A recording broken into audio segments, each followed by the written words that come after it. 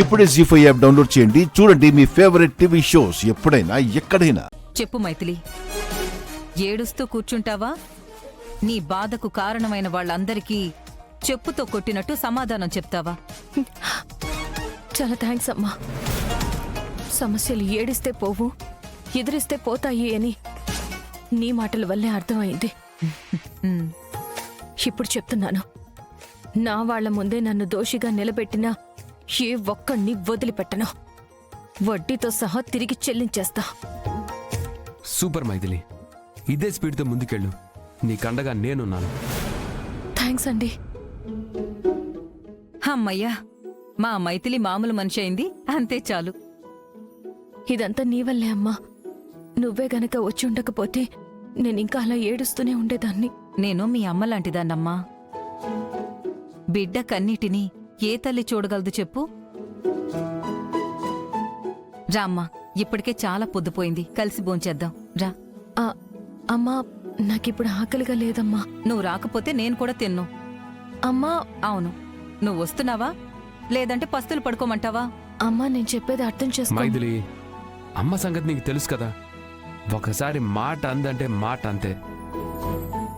అమ్మ కోసమైనా మనం తినాలి. వెళ్దాం పద. పద. పదండి.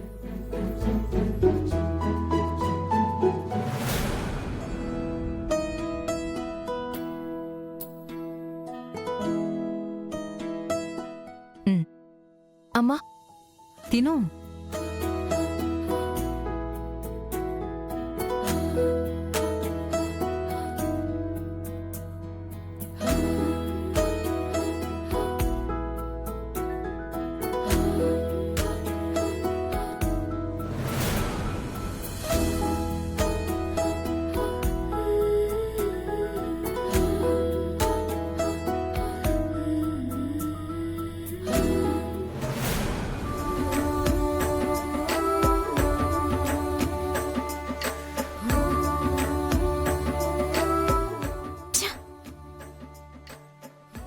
ఇప్పుడు నేను తినిపిస్తాను.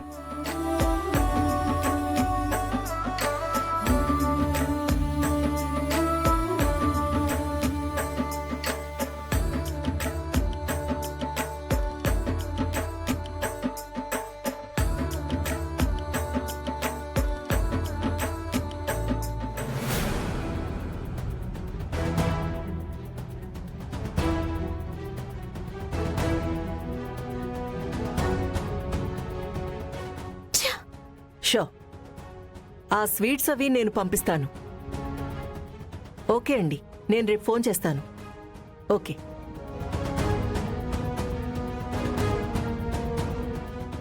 త్రిషా, ఏమైంది ఇంతలా ఆలోచిస్తున్నావు?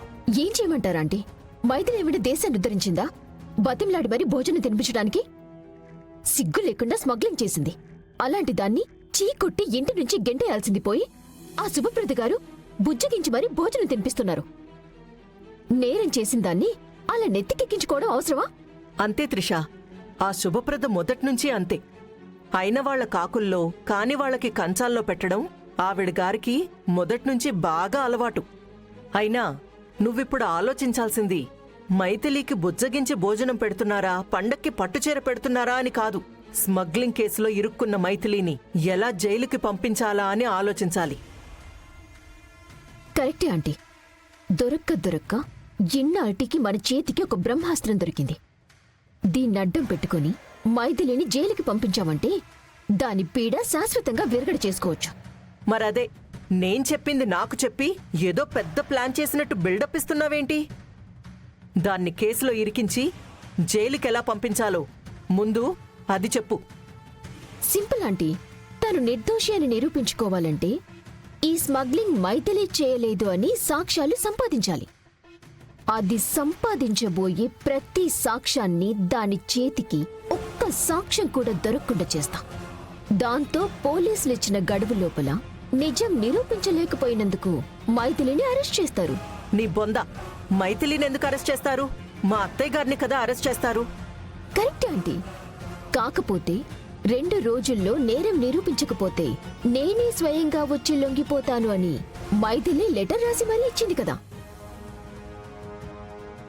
దానివల్ల మైథిలినే కదా అరెస్ట్ చేస్తారు. కరెక్టే, నేను ఆ విషయమే మర్చిపోయాను. అయితే మైథిలి చేతికి ఒక్క సాక్ష్యం కూడా దొరకకుండా నువ్వే చూసుకో. ఆ పని నాకు వదిలేయండి ఆంటీ, నేను చూసుకుంటాను కదా.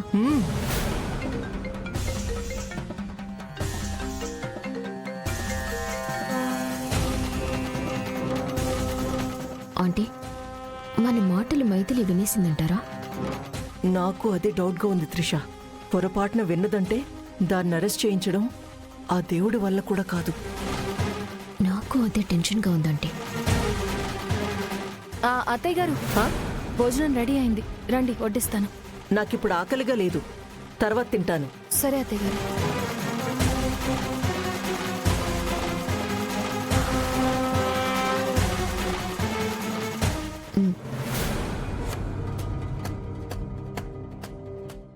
హలో సత్తయ్య. అమ్మా మైథిలి, ఎలా ఉన్నావు తల్లి? ఆ మాట నేను అడగాలి, మీరెలా ఉన్నారు? నీ దయ వల్ల ప్రాణాలతో ఉన్నాను, లేదంటే ఆ రోజు చనిపోయి ఉండేవాణ్ణి. చేసిన మేలుకి ఎన్ని జన్మలెత్తినా నీ రుణం తీర్చుకోలేనమ్మా. నా ఆయుష్ కూడా పోసుకొని నిండు నూరేళ్ళు చల్లగా ఉండు తల్లి. మైథిలి, ఎవరితో మాట్లాడుతున్నావు? అది సత్తయ్యతోనండి. సత్తయ్య? సత్తయ్య ఎవరు? రే సతయ్య, నువ్వు చెప్పినట్టుగానే చెరువు దగ్గరికి వచ్చాను. మరి ఏడున్నావేటి? నీ లెఫ్ట్కి చూడు, ఇక్కడిక్కడ పోతున్నా నాగు.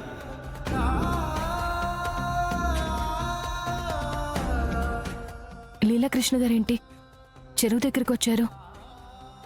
పైగా సత్తయ్య ఇక్కడున్నావా అంటున్నారు. అంటే లీలాకృష్ణ గారు మళ్ళీ డ్రైవర్ని కలవడానికి వచ్చారా? అదే అయ్యుంటుంది. అసలు వాళ్ళిద్దరి మధ్య ఏం జరుగుతుందో తెలుసుకోవాలి.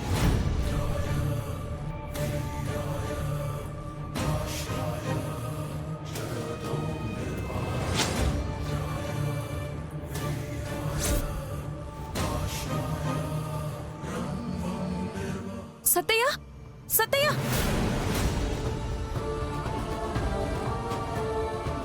Hello, ambulance! అలా ఆ రోజున చావు బతుకుల్లో ఉన్న సత్తయ్యని హాస్పిటల్లో జాయిన్ చేశానండి. దేవుడి దయ వల్ల ఆయన క్షేమంగా ఉన్నారు. ఈ రోజే స్పృహలోకి వచ్చారు, అందుకే ఫోన్ చేశారు. నమ్మలేకపోతున్నాను మైథిలి. మావ ఏంటి హత్యలు చేయడం ఏంటి? ఇది కళ నిజమా? ఇది కళ అయితే బావుండు అని నాకు అనిపిస్తుందండి. కానీ ఏం చేస్తాం, ఆయన మీకు మావయ్య అయితే నాకు తండ్రి లాంటివారు. కళ్ళారా చూసిన నిజాన్ని పోలీసులకి చెప్పకుండా నా కడుపులోనే దాచుకున్నాను. ఆయన స్థానంలో మరొకరున్నా లేదా ఏదైనా ప్రమాదం జరిగినా లీలాకృష్ణ గారు నా బంధువు అని కూడా ఆలోచించకుండా ఆయన మీద కేసు పెట్టుండేదాన్ని, జైలుకి పంపించుండేదాన్ని. హలో అమ్మా. మాట్లాడు. హలో, చెప్పండి సత్తయ్య గారు. అమ్మా, నీతో ఒక ముఖ్యమైన విషయం మాట్లాడాలి. ఒకసారి హాస్పిటల్కి వస్తావా అమ్మా? ముఖ్యమైన విషయమా? ఏంటండి అది? అది వచ్చాక చెప్తానమ్మా. జీ5 యాప్ డౌన్లోడ్ చేసి అన్ని ఎపిసోడ్స్ పూర్తి ఉచితంగా చూడండి.